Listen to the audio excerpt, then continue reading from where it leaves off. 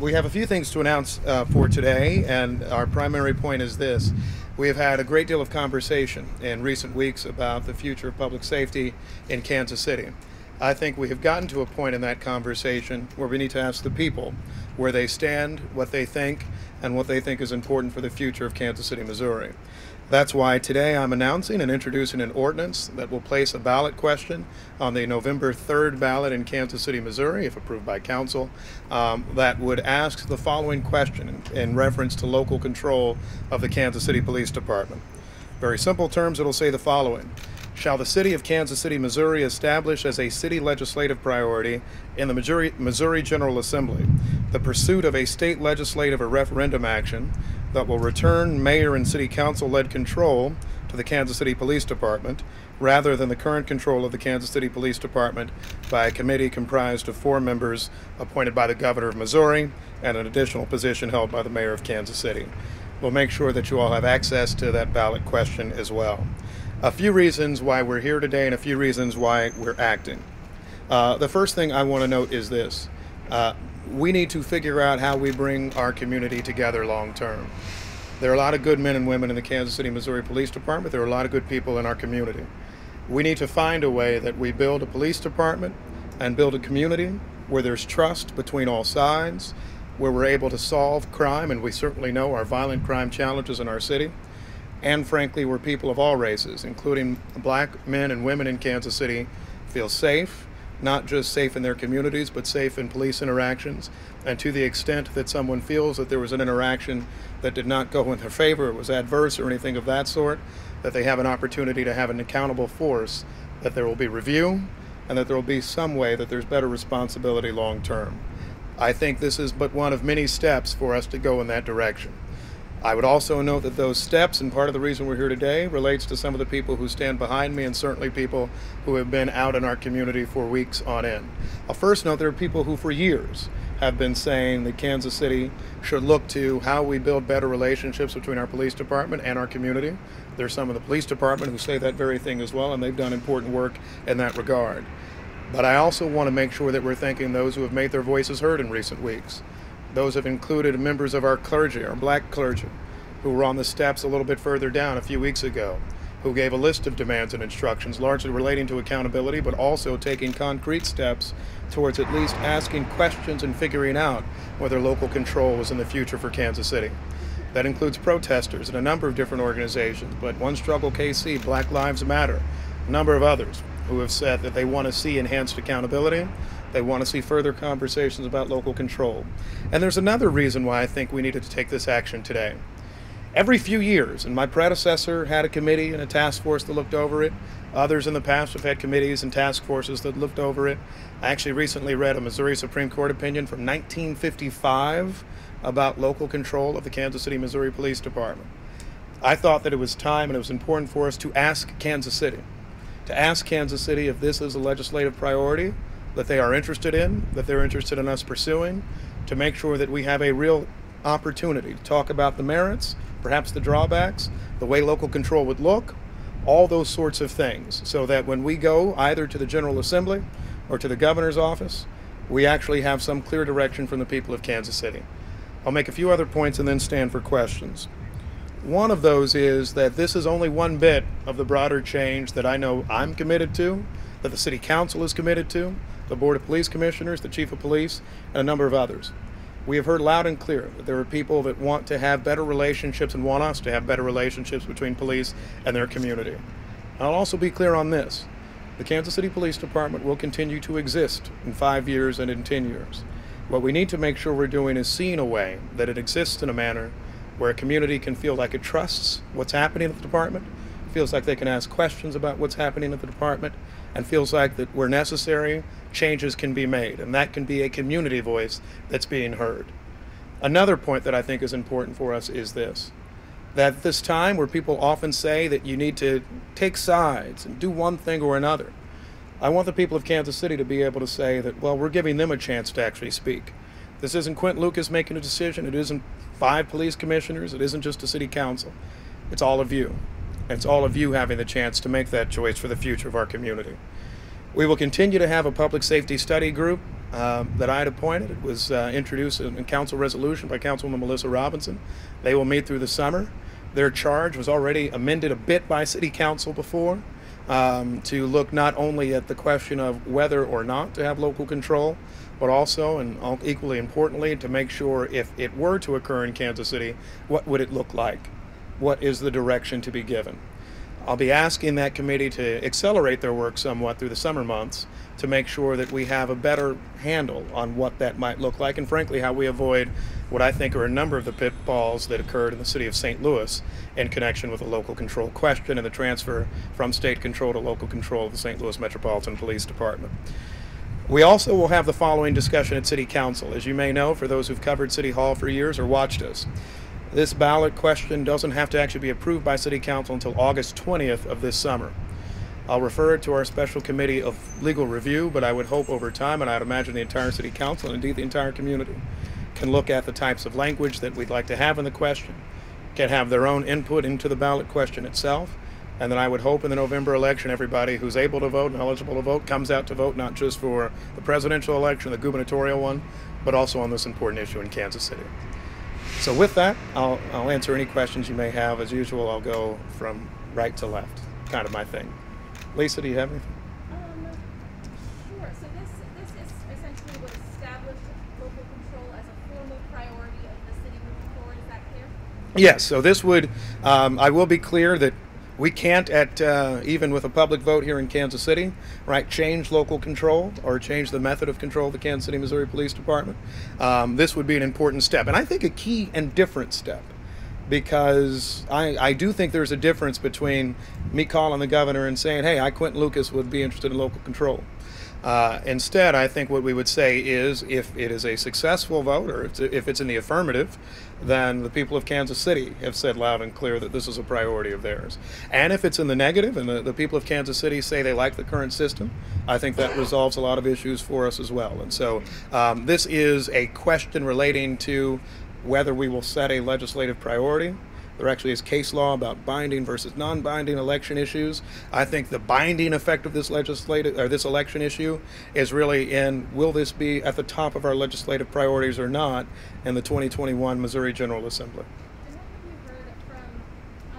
heard from the rest of your commissioners and from the chief of police? Are they open to this conversation as well? Do they support this move?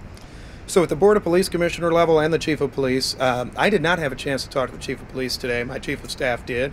I think, and I'll say this again, that the Chief of Police has a challenging job. And I think he also understands, however, that there are political decisions made either by the Board of Police Commissioners, the Missouri General Assembly, or the City Council that he doesn't necessarily try to get in their lane in the same way that I know at times he may not want others in his. And so while we certainly have informed him of this, I think this is really a question for the people of Kansas City and not a question for Quinton Lucas or Rick Smith to answer alone. It's a question for the people of Kansas City to answer. And I think the Board of Police Commissioners would see that same viewpoint. Yes, ma'am. Yeah. Did you ever consider doing this yourself, or was it always something that you were going to reach out to the city of Kansas City? Well, in recent weeks, I've had a lot of people that have said, we want you to push for this, or we want you to fight for it. Indeed, it was actually a campaign issue. Both myself and Councilwoman Justice actually talked a good deal about it a year ago. I think the challenge is, how do you do it? And too often, I think this isn't unique to this issue, but frankly, it's something you catch in American politics all the time. We kind of would tell people, well, this is the challenge. You have to go to the General Assembly, get a statewide referendum issue, and so it seems really hard, so nothing happens. I hope that people see the step we're taking today to mean and to show something is happening. First of all, we want to hear from you. After we hear from you, I think that allows me my next conversation with the governor after November 3rd, or the governor-elect. My next conversation with any of our members of the state legislature would be something to the effect of, this is an important and key priority for Kansas City, and it's something we're going to continue to focus on and care about, not just in this General Assembly, but in future ones if successful.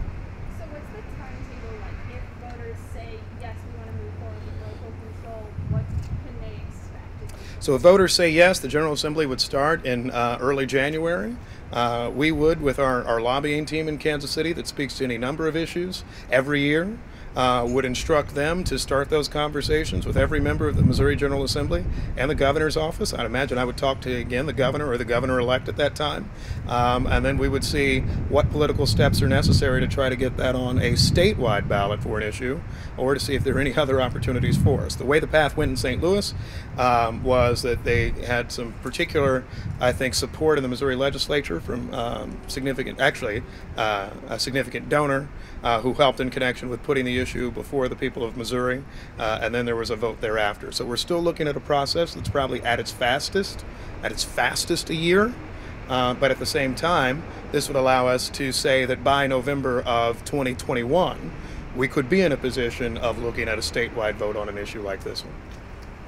I have two questions. Yes, sir. Do you think that an election, a citywide election, would come down to racial divide, whereas people up north might think that it's okay, people south of the river might have different because their interaction with the police have been different? So do you think it would come down to north versus south?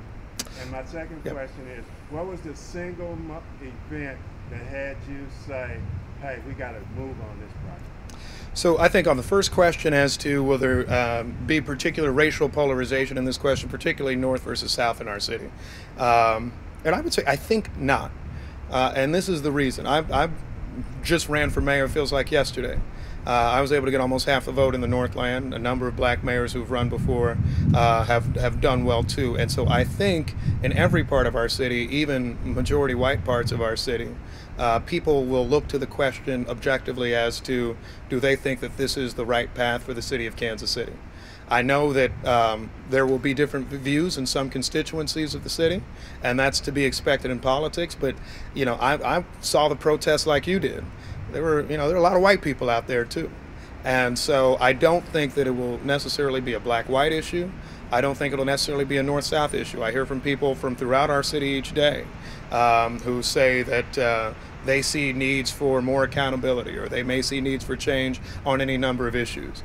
And I certainly, as this campaign goes on in the fall, would be, and I think everybody behind me would as well, would be interested in helping to host forums in every part of the city and helping to host community conversations in every part of the city. So people can ask a real question of, is this the right idea or not? I'm a black man, and I'm somebody who, when I look at the St. Louis experience and local control of their police department, see a lot of challenges. See a city that after they got local control, I think in the mid-20-teens, right, has seen an increase in homicides year over year almost consistently, has run into the same police brutality challenges that existed before in the city of St. Louis. And so I've said a number of times, it's no panacea. So I think we will have to actually make sure we discuss all those tough topics, and regardless of race in this city, I expect everybody to be a part of that, and frankly to be open-minded in connection with it, in the same way that I think the mayor and the city council are as well. And then as to your second question, you'll have to remind me.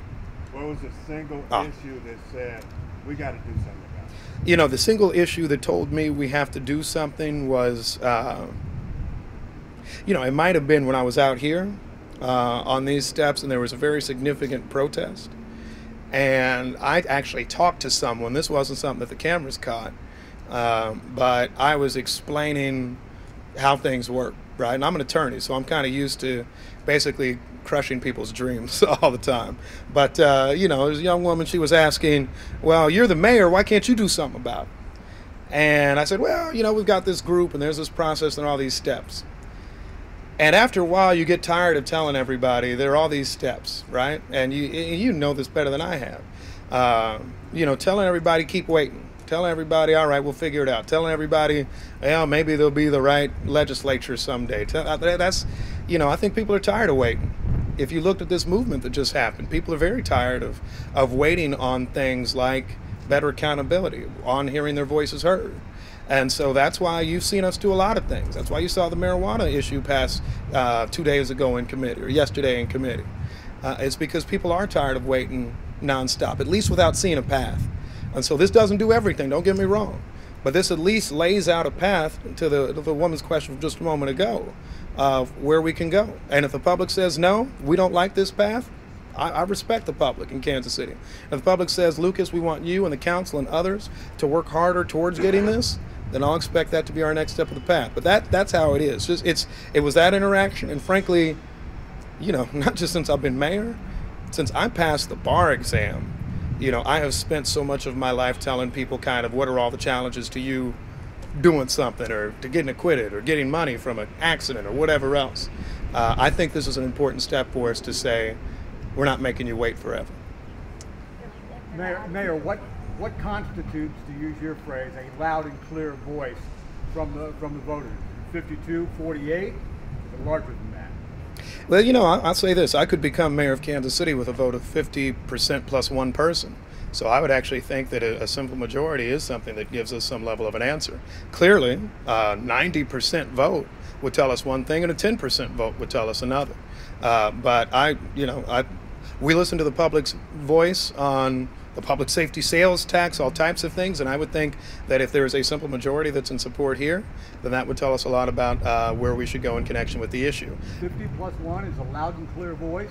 You know, I would say, Michael, in every other referendum we've had, for example, the initiative petition is a process we can use for any number of things, right? Having about 51 or 52% got us the East Side sales tax for 10 years, right? And so I actually do think that's a loud and clear and important voice. If the people of Kansas City can, through their actions in a number of different situations, compel the expenditures of tens of millions of dollars, if they can do any number of things, then I would think a majority here speaks to that as well. So you're going to go ahead, even on a close vote, and make this, if not the top priority, one of the top priorities on the... I'm going to listen to what the public... So the answer is yes. I'm going to listen to what the public has to say. And if the public has to say we want to move that way, just like every other election in America, except the presidential one, ironically, then we will actually move that way. But if it's close, sir, what about the constitutional protection of minority rights in that, minority in the sense of the people that can come out on the prevailing side? I think in terms of protecting minority rights, and if they didn't come out on the prevailing side, there are still a number of steps that we'd have to go through. There's a duly elected governor of Missouri who will have to sign off on any bill that would allow for a public vote. There is a legislature. There are all types of other steps at issue. So that's why I wouldn't pretend to say that this is a done deal or anything of that sort after the vote. I think what it's saying is, what position should Kansas City be in thereafter? One final question. How much more helpful do you believe it would have been to have a solid affirmative voice from the police chief and the board of commissioners on this move? Because it doesn't sound like you have it. Oh, here's the deal. First of all, we task the police chief with doing a lot of things. His job is not to be the chief politician in Kansas City, Missouri, right? I got elected to that. And so this is the sort of thing that is my job. These are the sorts of things I'm supposed to introduce. These are the sorts of things that the city council is supposed to deliberate on, and then if it goes to the voters, that they'll vote on. So I actually think that there's no real conflict in connection with what our roles in this charter system are. In terms of the Board of Police Commissioners, I think that they also recognize what their roles are. They're appointed to make sure that the police department is functioning, is operational, is accountable, and those are the steps that we'll continue to take at our next regular police board meeting in July. I've got one more. All right. Yes, sir? Yeah, there have been 90 homicides this year in the city. Do you think local control will help prevent murders in the future? I think that's an important part of our question. Does local control on its own help prevent them? I don't think necessarily. My answer there would be from the city of St. Louis, right? Getting local control did not reduce the number of homicides in St. Louis. However, I certainly think that there are always different approaches one can take to violent crime in a community, and perhaps different political voices, perhaps the city council working on the issue or some other group or entity might give us a different approach to how we address violent crime. I think whatever you say, particularly as it relates to homicides and non-fatal shootings, it's not working right now. And the it in that is actually just the way we're doing things. And I don't say that as a criticism particularly on this chief or this mayor or this board of police commissioners. It's something that has been an issue for as long as I've been alive in Kansas City, since the mid-1980s. And so I think it's something that we do need to make sure that we're working on. And I think it's very relevant to the local control question. One other point to that is that's the reason why, and this was a change that I made, this public safety study group's mission is not just local control. It is also, how do we actually try to come up with tools that make Kansas City safer? What are priorities that we're looking to make Kansas City safer? I've gotten some flack for putting a former police chief on that task force. But I thought it was important to have a police officer on that task force because we need to make sure we're using every option necessary to try to address, I think, long-term public safety issues, because at the core, to me, this is a public safety question, right? It isn't just about politics or which building does what. It's about how we can make Kansas City safer long term, which I think Kansas Cityans want. Yes, ma'am. We may be looking too far ahead on this, but say we do get there, we do have local control. What is that going to look like in City Hall? Are we going to have a big budget discussion? What's that going to be like? You know, I think for better or worse, we're having a big budget discussion anyway. COVID-19 allowed us to have that, and so you'll probably see yesterday in City Council, we had a discussion about the budget. This afternoon in City Council, we'll have a discussion about the budget as it relates to all of our departments, including the Kansas City Police Department. In terms of what local control would look like, I think that's something that we'll charge this task group on working on. I think that would be something that we would also talk to the state legislature, the governor about thereafter. There are a number of different ideas, ranging from they just become a city department, like the Kansas City Fire Department, for example, to others who've said there should be an appointment of a commissioner in every district of the city, and you'd have 6 commissioners plus 1 mayoral appointee. There are a number of different ideas. I think step one is this where the people of Kansas City want to go? And that's why we're, I think, bringing this issue now. Well, people are going to ask, what's this going to cost us? Do you have some sort of like ballpark? I have no belief that it would cost us more. I think for years, Kansas City Council, the Board of Police Commissioners and others have tried to see in what ways we can have cost savings from unifying certain operations, be it information technology, others like HR. I hope we continue that process regardless of the method of control, but certainly that's something that we would look to. I have my own pet peeve, and it doesn't actually relate necessarily to the police department, but if you think of the number of entities that the Kansas City, Missouri taxpayer supports, Kansas City Police Department, Kansas City Area Transportation Authority, Kansas City Streetcar, City Hall, all of these others that in many ways have different directors, different groups, executive directors in different places. I think a taxpayer could ask after a while, how many different administrative costs do we have from professional services, from having different leadership, all of that over time. So I would actually think that there might be a potential for cost savings, at least on the administrative side, but I haven't run those numbers yet. Yes, ma'am. Yeah, 2 quick things.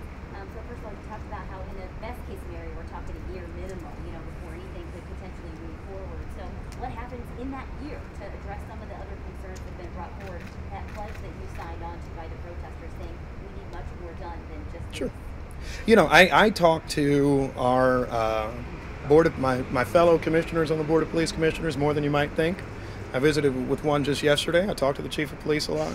I think we all recognize that, we can't just sit back and wait to address any number of issues. Every week at City Council, and I saw my colleague Eric Bunch here before, every week at City Council you are seeing council members and the mayor, right, who are introducing, I think, new provisions that can address long-term concerns. I plan to, at our next Board of Police Commissioners, to address several of the issues I talked about last time. Greater accountability through the Office of Community Complaints, some of the tactics we use in de-escalation. I think you'll continue to see those types of issues, and frankly, how we can communicate in more situations better with the community. That work doesn't stop, and that work doesn't just wait on the referendum in November or a statewide referendum in November of 2021, which I think should be our clear goal, if successful. But I think what we need to do in the meantime is continue to see, first of all, how do we keep people from getting shot in our city, which is a priority, I think, for all of us in this city, police, community, everyone. But then second, how do we make sure, and actually not second, relatedly to that, how do we make sure that people feel like that we're all accountable to them, right? When people complain to the mayor or city council, right, we go out, we have more meetings, that sort of thing. I know that's the work that we're pushing the police department to do, and I will say this, because they've been subject to a lot of criticism lately. I was visiting with 18th and Vine business owners the other day. Right after that, I talked to the major over the Central Patrol Division of Kansas City, Missouri Police Department. I believe on Friday we're having a meeting of the police department, community members, and others. That's the sort of quick action, accountability, I think, and respect that we want to see between community, business owners, individuals, so many others. And that's what I'll expect over the next year, and regardless of what our future is, I'll expect for us to see more of that. With I know the communities of color have obviously been greatly impacted with the COVID-19 crisis as well. You've seen uptick in case numbers recently. Any discussion or consideration to a mask requirement? Yep. Yeah, Kansas City, Missouri is absolutely considering a requirement of masks in buildings. We have not made a final decision yet. I have talked to Dr. Rex Archer, our health director, today on the issue. As I understand it, health directors of all of our metro regions and all of our counties are considering such an issue. I will say this, and this is said with respect to everyone. I think I made it clear that I was disappointed a while back when everyone still had percentage capacity limits and all of that, and there were some counties in this metro that abandoned them, including Johnson County, Kansas. I don't think that was good for the metropolitan area. And I would hope that if we look to something like a mask requirement, that all counties look into it, and not just kind of saying, well, we suggest you do it. Because I think that, and actually, to get into the COVID issue, I went to lunch with a friend of mine on the Kansas side, and I was in some ways astonished. I was in Johnson County by the fact that servers weren't wearing masks. Right? It didn't seem like social distancing rules were being followed. This is the very sort of thing that can cause an outbreak. And as somebody whose city borders Johnson County, I find it troubling. And so I hope the health directors come out with some united advice for us later this afternoon, and then we would hope to act accordingly thereafter. Michael, you had a question? Why do you think that decision is going to come this afternoon? I think I'd expect some decision by 4 o'clock or 4:30 this afternoon, at least from them. I plan to. Health directors throughout our region, and at least formal recommendations. We'll look to have some recommendation for the public, likely on Friday, but no later than Monday, on what Kansas City's next phase of its order will be. Okay? Yes, go ahead. Yeah, just a quick question. So you said you addressed a lot of the issues that St. Louis has had, Yep. not wanting to make those same mistakes. Is there a city or a place in the United States that you're looking at to maybe emulate with local control for better?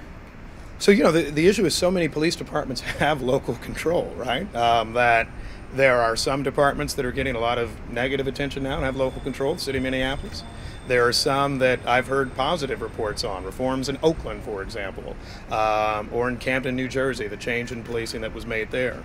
I think we'll look at all options on the table. I think the first question, though, is what does the public and what do the people of Kansas City want to do? And we'll make sure we address that. Lisa, I'll give you a last question. We are exactly 1 month from the day that George Floyd was killed, which kind of started and brought these conversations to the forefront. Can you just reflect for a little bit on how you're feeling and how you feel, how are you feeling about the reforms and the conversations we've had in this meeting? I said on these steps a while back, the revolution will not be televised, and I don't think people understood my point. It wasn't that, we were going to go march on the Bastille or something. It was instead that we will have weekly steps with what we're doing, and there will be a lot of steps along the way. This is one step. We'll have more steps 2 weeks from now. We'll have more steps 4 weeks from now. And so I guess what I feel is a little positive that we're still making moves, a little positive that I think a broad base of the community, and ever since giving out my cell phone number, I hear from everybody, right? Folks from my community in the 3rd District, majority black, folks who are Kansas City police officers, folks who live in Harrisonville and want to let me know what they think about everything.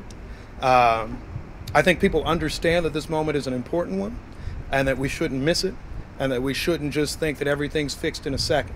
And so that's how I feel in kind of my politician, public servant way. In my personal way, as a black man in Kansas City and somebody who's seeing all of that, something else I've said is that, I've compared this moment to the Los Angeles riots and the whole 28 years thing. I have a little more optimism that 28 years from now we'll see some real changes.